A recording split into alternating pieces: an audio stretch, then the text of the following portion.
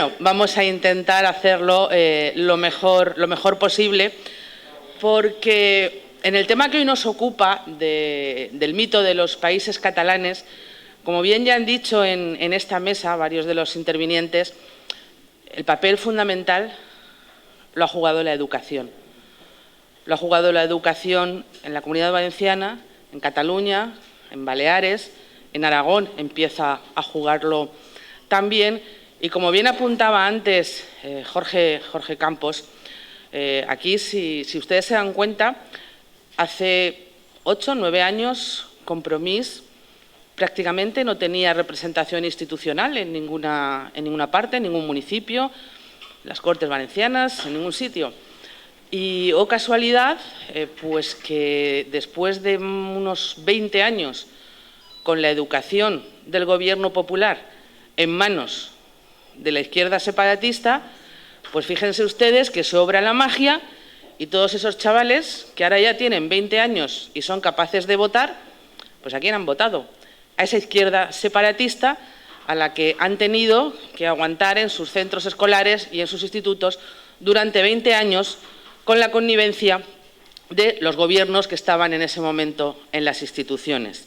Por tanto, el tema de la educación es un tema fundamental en el problema que estamos viviendo de los separatismos y de la destrucción de la nación española. Hoy me acompañan dos personas, uno dedicado a la docencia de la Plataforma de Docentes por la Libertad Lingüística y Ignacio de Hablamos Español, que también se dedica a la docencia. Por tanto, vamos a intentar desgranar de alguna forma qué está pasando en nuestros centros docentes. Mire, lo que están llevando a cabo aquí, y ahora enseguida les cedo la palabra a ellos para que nos lo expliquen desde dentro, es un proceso de una deconstrucción. O sea, había que ir, porque no ha sido una voladura, no ha sido, llegamos e implantamos aquí en los países catalanes, bueno, el presidente Puig le llamaba más suavemente la Commonwealth del Mediterráneo.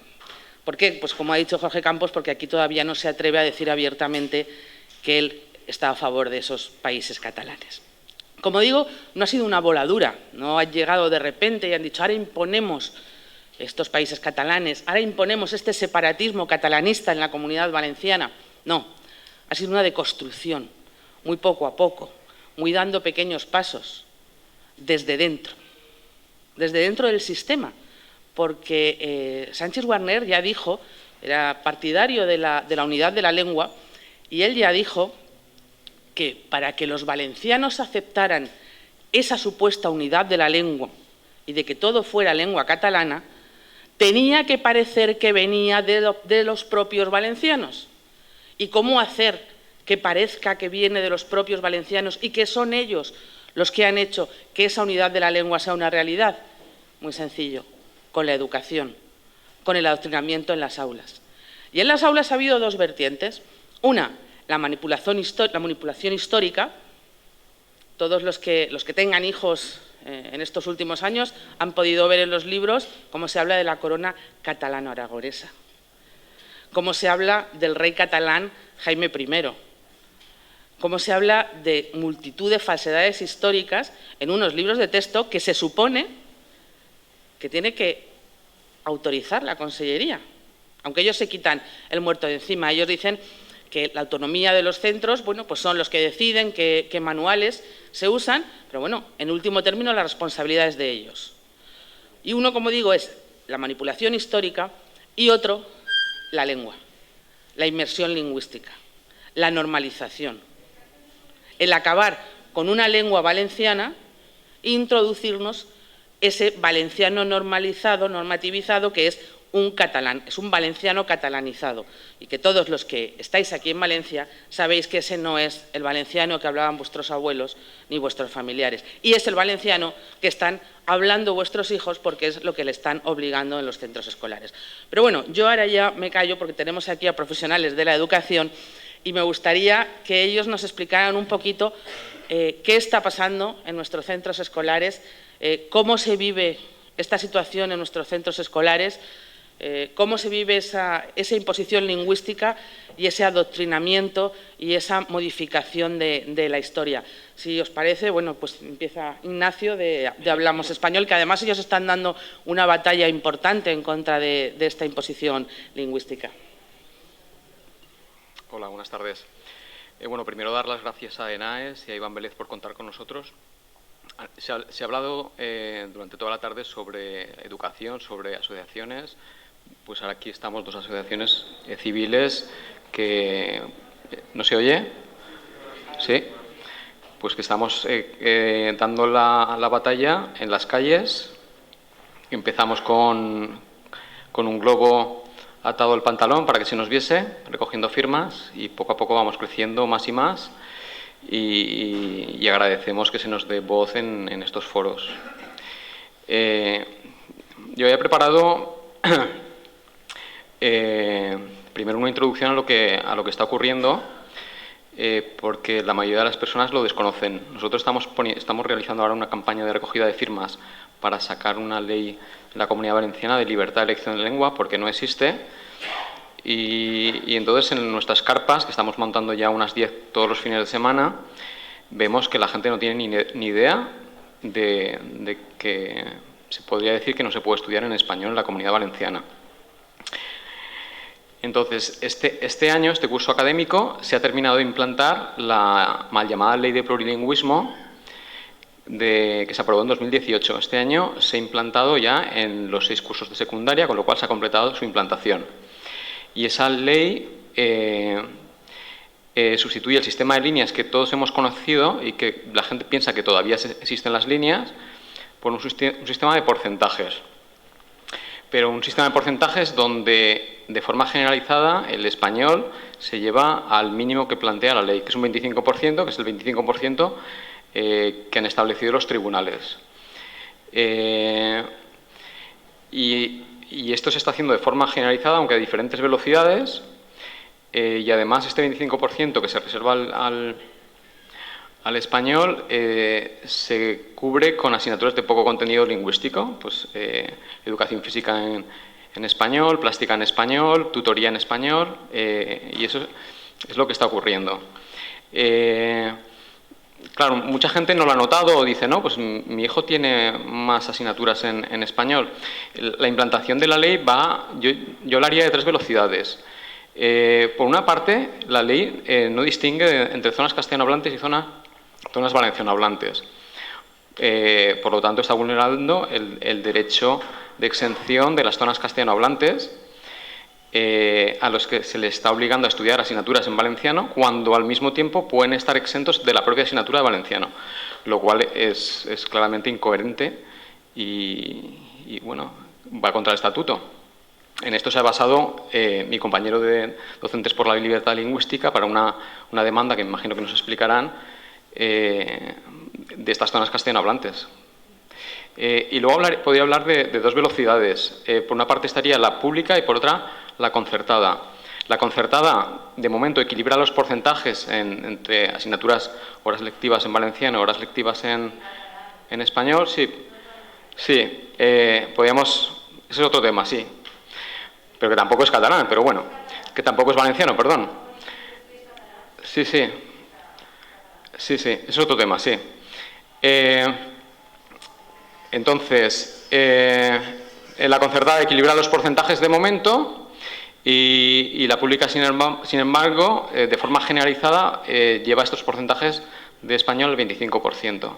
Hace poco sacamos un informe sobre datos de la propia Consellería y colegios públicos de primaria de toda la Comunidad Valenciana, 2 de cada 3 dan menos de un 30% en español.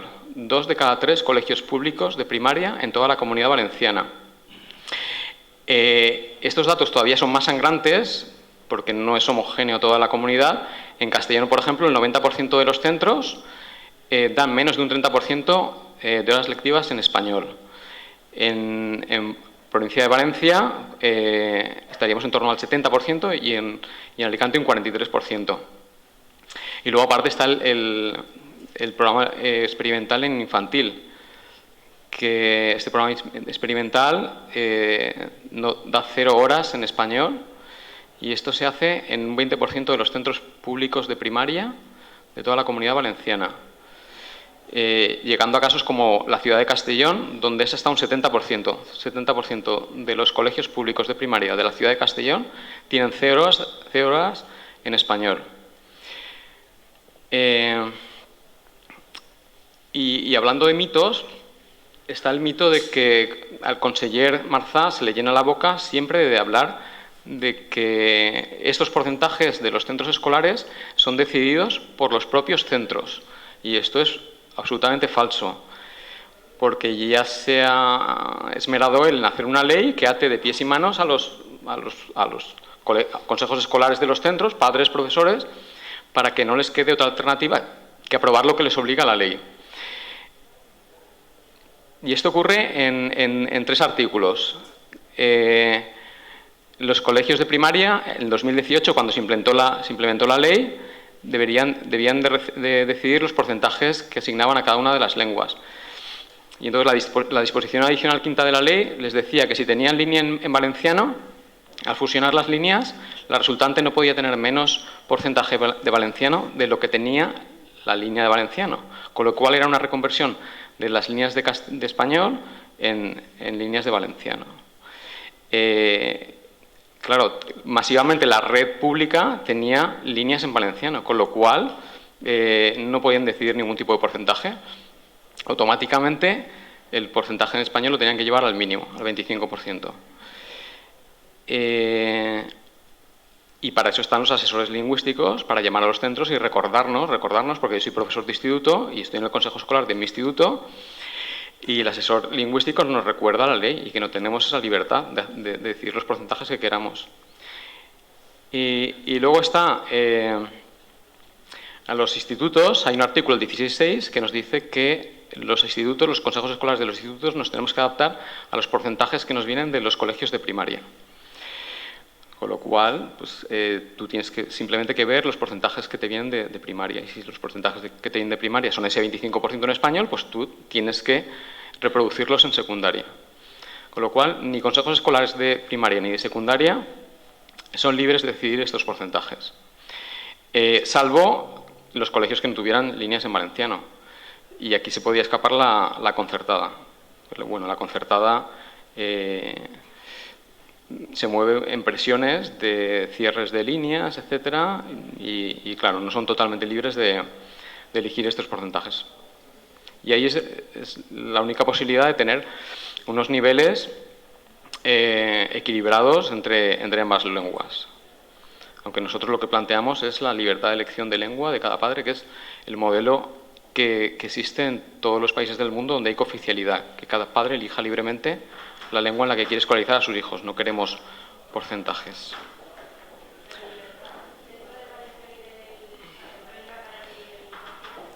Libertad entre las lenguas oficiales, valenciano y español. Es que si entablamos un diálogo no terminaremos. Luego, si eso...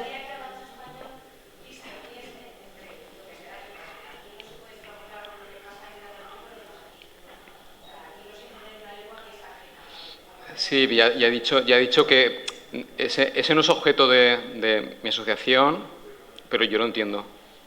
Lo entiendo. Pero no voy a entrar yo aquí en una disquisición que no es objeto de mi asociación.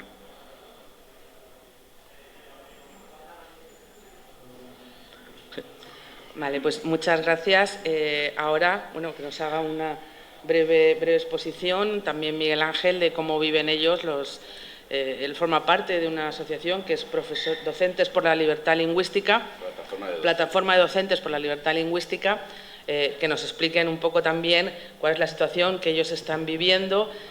Yo sé que ahora nos contará él, si acaso, que se están presentando muchos recursos a la Consellería, que se están presentando quejas, y que nos cuente un poquito cómo este sectario que tenemos de conseller de Educación, pues, perdón, reacciona ante esas quejas y esas propuestas de los padres, y que nos cuente también, porque no nos lo podemos creer, yo no me lo puedo creer, que el conseller pues esté haciendo algo que de verdad vaya en contra de lo que queremos los padres y que de verdad esté perjudicando a nuestros hijos. La verdad es que no me puedo creer que el señor Marz haga cosas así, pero bueno, aquí está Miguel Ángel para explicarnos si eso es cierto o no es cierto.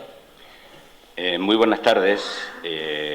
Yo sé que están ustedes cansados y yo, como veía el perfil de los ponentes que venían antes de mí, algunos de los que sigo en YouTube o que los leo en los libros que publican, pues he hecho como antes, cuando viajábamos en esas carreteras nacionales y el viaje a la casa de los abuelos duraba muchas horas y nos preparábamos la merienda y un montón de bocadillos, etcétera, porque teníamos que parar por el camino que eran 10 o 12 horas a lo mejor de viaje.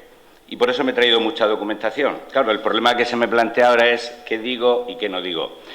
Sé que ustedes están cansados porque son muchas horas, pero he estado oyendo en las pocas intervenciones bueno, no tan pocas, he podido yo creo que asistir a la mitad de ellas, que algunos de los que me han precedido en el uso de la palabra decían la educación, la educación, la educación. Pues sí, señores, ahí está la nuez del problema. Pero esa nuez se basa en un fundamento ideológico de la máxima importancia y yo, si me permiten, lo voy a leer porque se publicó en 1918 el avance de lo que supone todo el corpus teórico que en el País Vasco, en Cataluña, ahora en Baleares, en Valencia, en Galicia, nos está destruyendo el país y que además lo explicó perfectamente hace poco, siguiendo la estela del programa 2000, que no lo he oído nombrar muchas veces aquí, que supongo que habrán hecho los primeros que intervinieron en la parte histórica, el señor Otegi, que lo resumió en muy pocas palabras.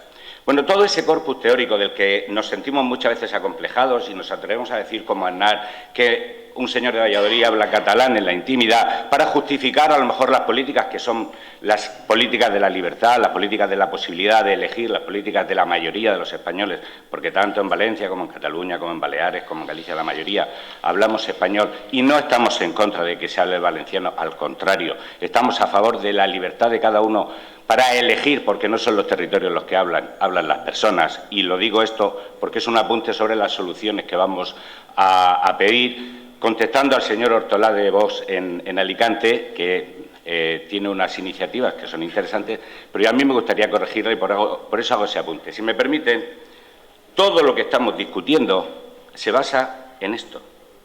Una nación se hace lo mismo que cualquier otra cosa. Es cuestión de 15 años o de más tiempo, porque este señor era muy optimista, y de 1 millón de pesetas. Hablamos en 1918, eso era una gran cantidad. Actualmente el Gobierno de la Generalitat Valenciana catalana destina, según Impulso Ciudadano, 1.100 millones de euros. Luego los niños están en barracones porque no hay para atender las necesidades educativas. Con 1 millón de pesetas yo me comprometo a hacer rápidamente una nación en el mismo Getafe, a 2 pasos de Madrid. Me voy allí y observo si hay más hombres rubios que hombres morenos, o si hay más hombres morenos que hombres rubios. Y si en la mayoría, rubia o morena, predominan los braquicéfalos sobre los dolicocéfalos o al contrario. Es indudable que algún tipo antropológico tendrá preponderancia en Getafe, y este tipo sería fundamento de la futura nacionalidad. Luego recojo los modismos locales y constituyo un idioma. Al cabo de unos cuantos años, yo habría terminado mi tarea y me habría ganado una fortuna.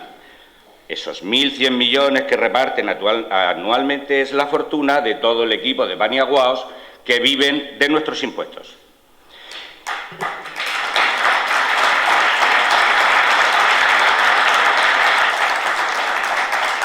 Y si alguien osaba decirme entonces que Getafe no era una nación, yo le preguntaría qué es lo que él entendía por tal. Y como no podría definirme el concepto de nación, le habría reducido al silencio. Esto decía Julio Camba en 1918. Nosotros hemos oído a Arzayus, hemos oído a esta gente que si eran braquicéfalos, dolicocéfalos, hemos aguantado a Pujol que si los andaluces eran hombres imperfectos, hemos oído a Valentín Almiral o a Pompeo Yener decir que emparentábamos con los simios, que si éramos semíticos, si éramos el animal africano.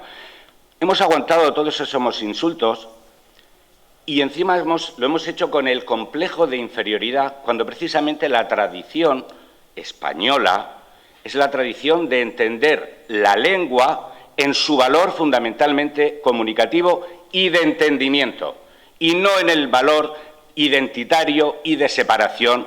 Y por eso yo titulaba los apuntes que me había hecho para hablar hoy aquí, Inmersión, un proceso de apartheid.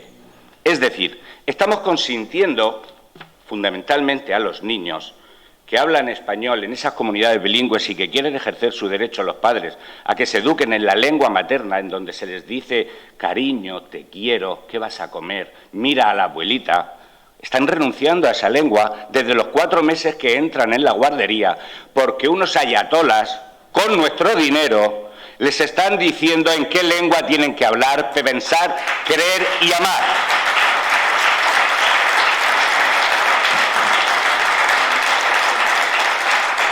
Eso está entrando en la educación, eso es lo que nos estamos comiendo. Y esas leyes, tenían razón los ponentes anteriores, son producto del bipartidismo, pero no del bipartidismo porque el bipartidismo en sí sea malo o bueno, que no voy a entrar en esa cuestión, sino simplemente porque unos, por el mito antifranquista, los socialistas, y otros, por la vergüenza de que le llamaran franquistas, renunciaron a la lucha cultural. Y esa lucha cultural hay que mantenerla.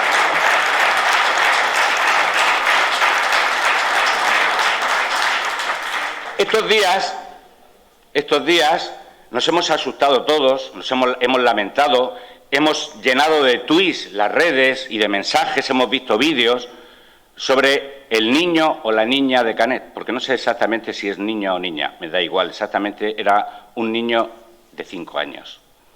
Un niño de 5 años al que se le va a empezar a hacer bullying, al que se le va a apartar.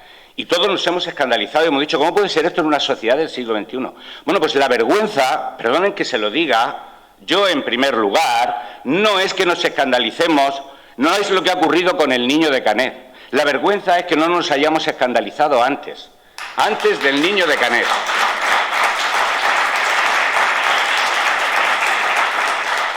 Cuando le pasó a la familia de Agustín en Mataró, cuando le pasó a Ana en Balaguer, que tuvo que dejar el negocio familiar porque desde el ayuntamiento hasta la Consejería de Educación, los padres del AMPA y los vecinos empezaron a señalarla que era la que había pedido para sus hijos el mínimo del 25% en español. Y le molestaba que le dieran lengua y literatura española en catalán. Notarán que yo no hablo con tantas eses como ustedes, porque mi forma de hablar el español, a pesar de que mis padres son del norte, de León y de Zamora, es la del sur de la Comunidad Valenciana. Yo vengo de Orihuela. Hablo algo parecido al español, que es casi el murciano. ¿De acuerdo? Y no me avergüenzo. No me avergüenzo.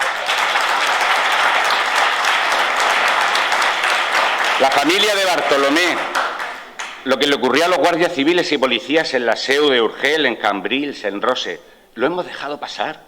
Hemos dejado a los padres que han luchado por los derechos de sus hijos, que lo defiende el artículo 26.3 de la Declaración de Derechos Humanos, los hemos dejado solos ante el peligro. No hemos hecho nada, hemos vivido cómodos y en Valencia hemos creído que nunca iba a pasar. Coño, pues sí, está pasando. Por ese tipo que has dicho tú, el conseller Marzà, que siempre ha venido de cara diciendo que él defiende los països catalans.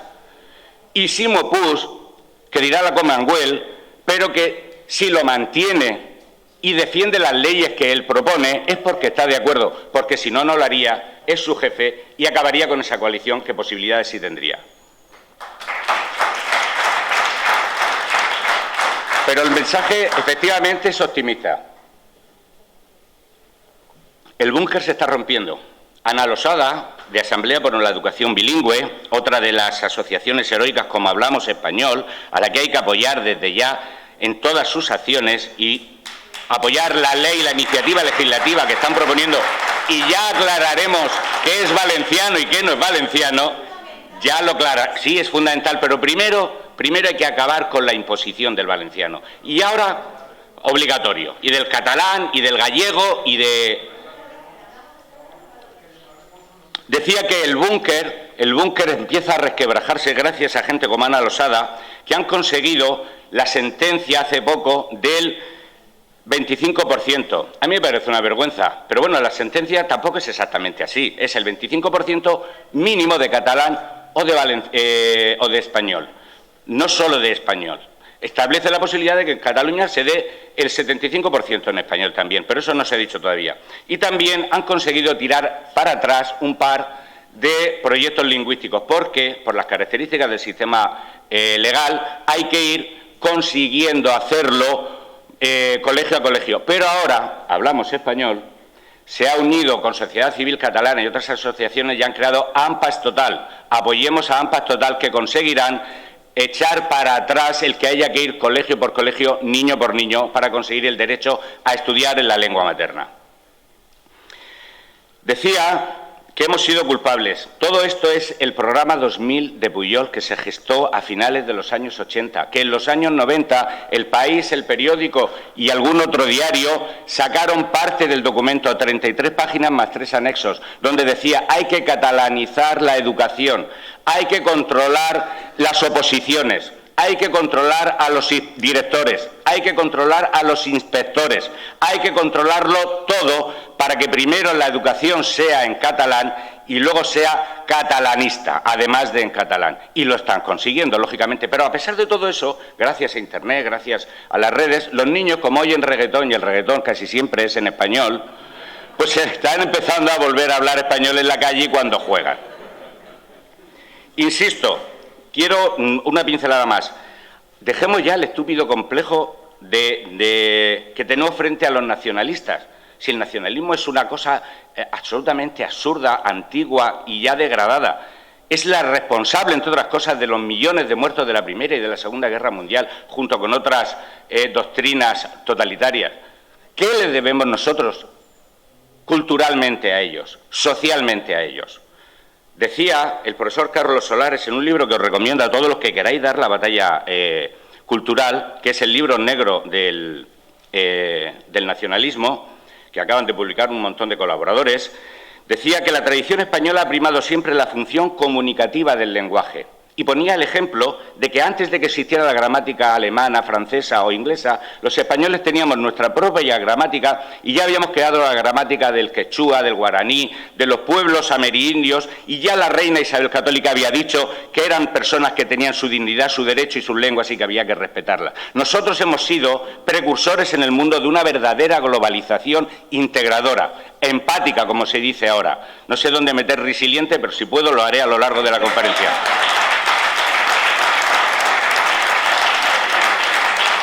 El modelo catalán, el modelo valenciano, el modelo de Feijóo, el modelo de Armengol, el modelo de los vascos, el modelo de parte de Navarra, es contrario a la tradición humanista española. La Escuela de Toledo, de traductores, los enciclopedistas y gramáticos amerindios, el señor Francisco de Vitoria, que creó el derecho de gentes en el siglo XVI. Todo lo que ahora hace que una persona sea portadora de dignidad viene de Salamanca, del derecho de gentes. Y nos avergonzamos ante Pujol, ante Torra, que dice que hablamos la lengua de las bestias, ante el conseller que tenemos aquí, ese tipejo. Nos avergonzamos ante ellos, teniendo lo que tenemos, que también es suyo, a mal que les pese. Voy a empezar ya, para terminar, decir que la solución a mí me la ha dado intelectualmente, preparándome la conferencia, o la rueda de prensa, la mesa redonda, mejor dicho, Guillermo Carnero. No sé si alguno ha tenido la suerte de que le haya dado clase. Yo, como soy de educación física, yo soy el de gimnasia, pues no he tenido esa suerte. Es catedrático de literatura y poeta. Sí que a algunos de los miembros de la plataforma les ha dado clase. Igual ellos deberían haber estado en mi puesto porque están más capacitados para todas estas cuestiones lingüísticas que yo, que si quieren aprender algo de correr y tal, pues sí les puedo ayudar más.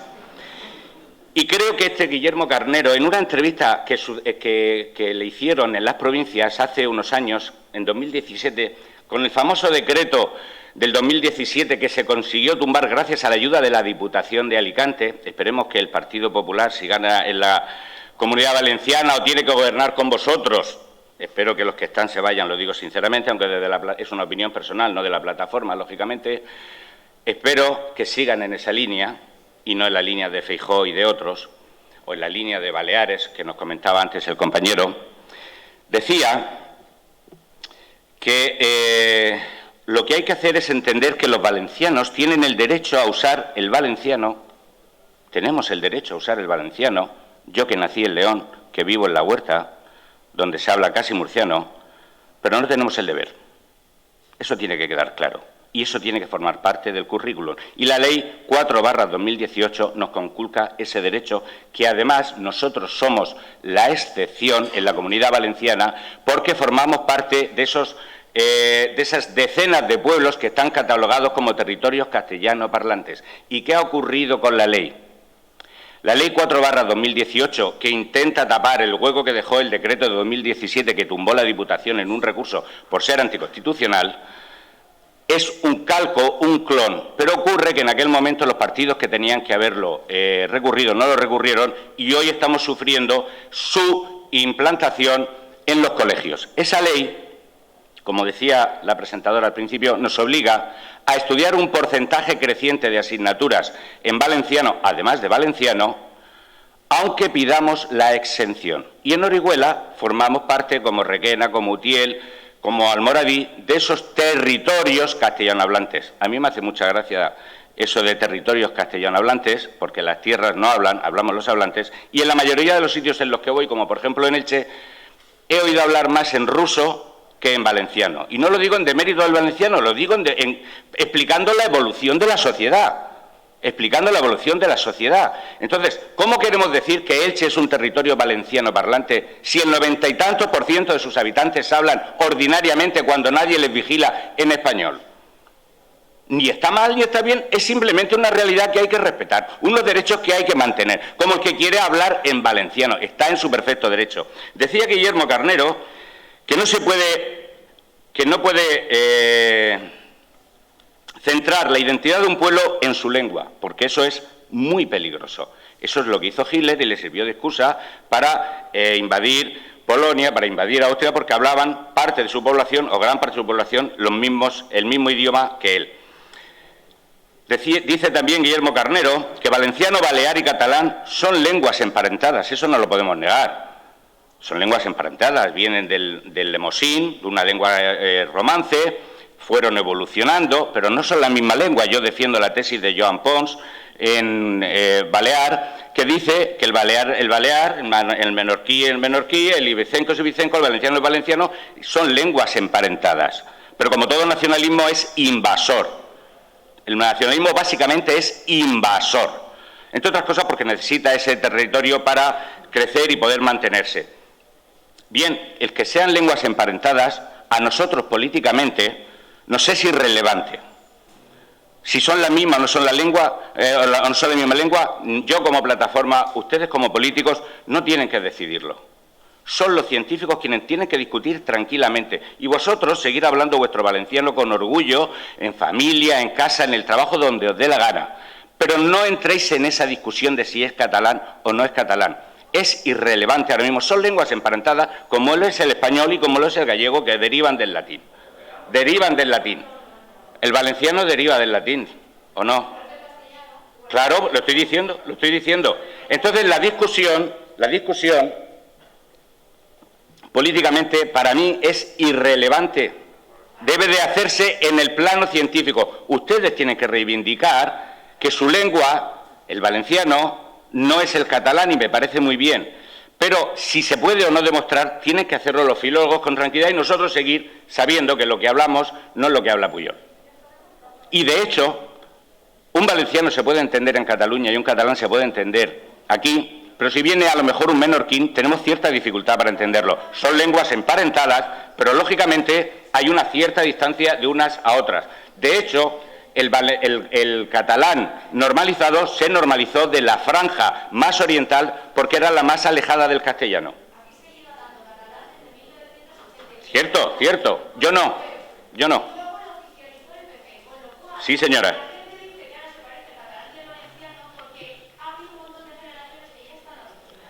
Efectivamente.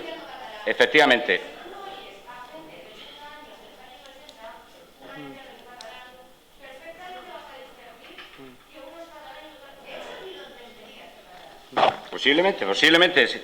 Igual que ha ocurrido con el vasco, con los 10 dialectos del vasco y los 21 dialectales que hay, que lo han normalizado. Bien, lo que quería decir para finalizar es que la lengua no define un país ni define la identidad de un pueblo. La identidad solo la tenemos las personas, no los pueblos. Podemos tener cosas que sentimos en comunes y yo soy tan valenciano como cualquiera de ustedes, a pesar de que no he nacido en Valencia, de que no hablo valenciano, de que las fallas me gustan regular y de que no voy a las hogueras. Y nunca he estado en los bous al carrer, nunca. Y me siento valenciano. Y soy valenciano de esta manera. Y mi identidad se parecerá en algunos elementos a la vuestra y en otros no. Y soy valenciano y soy español. Sí.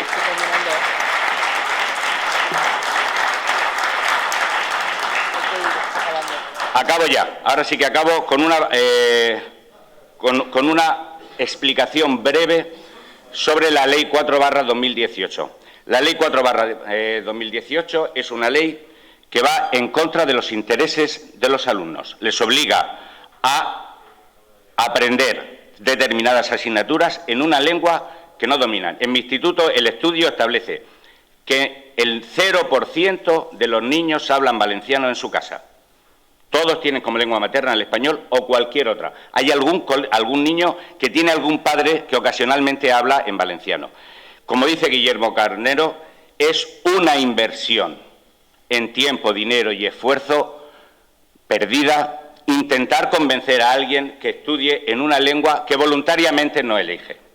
Por eso, mi propuesta, porque esa pedagogía que nos viene, lo que ha hecho ha sido cambiar el instrumento con el que yo estoy enseñando a mis alumnos. Cuando yo me dirijo a un alumno, en mi asignatura, cada asignatura se concibe o tiene el papel de constituirse en un elemento enriquecedor para llegar al habla culta. El habla culta es la que nos permite entender el pensamiento complejo. Evita que seamos manipulados porque tenemos una capacidad de razonamiento superior. No es verdad que los niños puedan aprender el español en la calle, como dicen en Cataluña, porque lo que aprenden es otro tipo de cosas, el español, perdón. Y entonces, como es una ley que discrimina, hay que acabar con ella y deciros que la gran cacicada ya la han puesto en marcha. La exención, que era la gran singularidad que teníamos nosotros, han acabado con ella. En 2027 tiene fecha de caducidad. Aunque mis hijos estudien con la exención del valenciano desde el primer día del colegio hasta que lleguen a la selectividad o la PAU, como se dice ahora, en el 2027 les obligarán a hacer examen de lengua y literatura valenciana. Por una vía de decreto acaban con una ley de rango superior, como es la Ley de Uso y Enseñanza del Valenciano, y con los derechos que establece el Estatuto de Valencia, que están regulados en el decreto de 25 de mayo del 1995. Termino, quería decirle muchas más cosas, porque el tema es de una gran complejidad, pero la situación, el tiempo, etcétera, se me va de las manos. Muchísimas gracias por habernos invitado y espero que, por favor, todos sigamos dando la batalla cultural. Bueno, muchas gracias. La verdad es que se nos ha ido el tiempo. Él tiene suerte porque si es profesor de educación física, esa es una de las asignaturas que se salvan y se pueden dar en español. A mí me gustaría, para terminar, porque no nos da tiempo a mucho más, es un poco reiterar lo que se ha dicho aquí durante todo el día. Este es un problema para todos. Nosotros nos comprometemos, los que estamos en las instituciones, a derogar todas y cada una de las leyes que atentan contra las libertades, que atentan contra Valencia, que atentan contra nuestros hijos y, sobre todo, que atentan contra la unidad de la nación española y contra la libertad que tenemos todos de expresarnos en español y considerarnos valencianos y españoles sin ningún tipo de injerencias. Nosotros nos comprometemos a eso, pero también tenemos que pedir, como han pedido antes, el compromiso de todos ustedes, el compromiso de los padres que llevan a los niños a los colegios, porque hablaban de la exención y hablaban de que aunque tú pidas la exención tienes que dar asignaturas en valenciano, pero eso es grave. Pero es que es mucho más grave que en el documento en el que tú solicitas la exención del valenciano, abajo aparece un parrafito amenazante y chantajeante en el que el padre tiene que reconocer que si está solicitando la exención en valenciano catalán para sus hijos, está aceptando que pone a su hijo en inferioridad de condiciones, que le pone en una situación de desventaja frente al resto y que su hijo saldrá claramente perjudicado. Eso es lo que hace el chantajista totalitario y dictador conseller de Educación de la Comunidad Valenciana. Y aquí, como él ha dicho antes, la gente decía, aquí no va a pasar. Aquí está pasando. Aquí está pasando porque mucha gente, nosotros también hace años, no, aquí no llegaremos a eso. Bueno, pues aquí ya hemos llegado a eso, con la diferencia de que en Cataluña han necesitado muchos años hasta que han llegado hasta ahí. Pero estos ya han visto cómo se hace, estos ya tienen la autopista enfrente y en muy poco tiempo no van a necesitar los 30 o 40 años que han estado en Cataluña. Aquí lo van a hacer en muy poquitos años, porque además, con el aquí no va a pasar, nos tienen adormecidos a todos.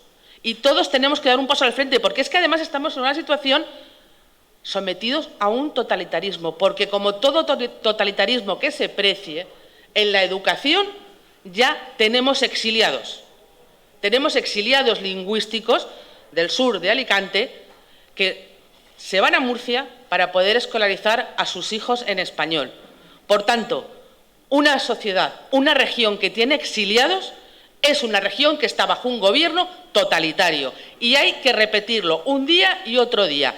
Y nosotros, desde las instituciones, haremos todo lo que esté en nuestras manos. A día de hoy poco podemos hacer porque estamos en la oposición, pero es importante, vamos a mantener estos debates abiertos, porque ellos estaban muy felices. Este debate ya estaba cerrado, nos repite el señor Marzá una y otra vez. Claro, estaba cerrado porque los que se ponían de perfil para que no les llamaran fachas, fascistas o no sé cuántas cosas más, han conseguido que ese debate se cierre, porque mucho de lo que está pasando aquí, igual que ha dicho antes Jorge Campos en Baleares, no han tenido que legislar nada nuevo, se han apoyado en legislación hecha por el Partido Popular. Y el Partido Popular, sí, en la Diputación de Alicante recurrió la ley de plurilingüismo. Pero lo que nadie recuerda, y yo sí que voy a recordar, porque fue Vox, mucho antes de tener representación en las instituciones, cuando presentó con los pocos recursos que teníamos un recurso a esa ley, a ese decreto de plurilingüismo. Y fue mi compañero José María Llanos el que lo presentó. Por tanto, nosotros hemos estado dando la batalla desde el primer momento y nos comprometemos a seguir dándola mientras los ciudadanos nos den el apoyo suficiente para ello. Como digo, estamos en la oposición y lo único que podemos hacer es controlar, mantener los debates abiertos y que eso no se olvide. Depende del apoyo que recibamos de los ciudadanos, que podamos empezar como una pisonadora, eso sí, a derogar todas esas leyes totalitarias, todas esas leyes que están acabando con nuestras libertades y que están acabando con nuestra nación española. Por tanto, antes de que me echen de aquí y me cierren el micrófono, yo le quiero agradecer a Ignacio y a Miguel Ángel el estar hoy aquí. Se nos ha ido el tiempo, el tema de la educación, pero como hemos dicho, es el fundamental. Daría para muchas horas estar hablando de educación, pero no solo nosotros, sino mucha más gente que conoce este tema y que conoce este problema. Y bueno, yo lanzo este guante y emplazo a que en alguna otra ocasión se pueda hacer un debate en profundidad sobre cuál es la problemática de nuestra educación en la Comunidad Valenciana, también, si quieren, en Baleares, en Aragón, incluso en Cataluña, porque ese es el puente de lanza de los separatistas y es lo que ha propiciado que a día de hoy estemos como estemos. Muchas gracias a todos por asistir a estas jornadas.